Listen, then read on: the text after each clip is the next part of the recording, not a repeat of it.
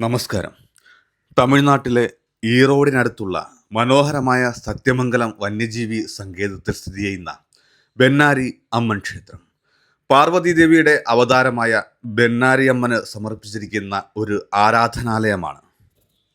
17-ാം നൂറ്റാണ്ട് മുതലുള്ള സമ്പന്നമായ ഒരു ചരിത്രമാണ് ബെന്നാരി അമ്മൻ ക്ഷേത്രത്തിനുള്ളത്. ദുഷ്ടശക്തികളിൽ നിന്ന് ഭക്തരെ സംരക്ഷിക്കുന്നതിനായാണ് ദേവി പ്രത്യക്ഷപ്പെട്ടതെന്ന് ഐതിഹ്യം പറയുന്നു.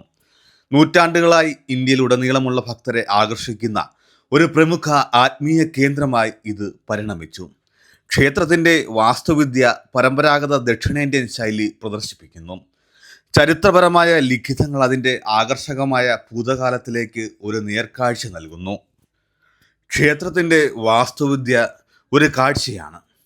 സങ്കീർണമായ കൊത്തുപണികളാൽ അലങ്കരിച്ച ഉയർന്ന ഗോപുരം സമ്പന്നമായ കലാപൈതൃകത്തിന് തെളിവാണ്.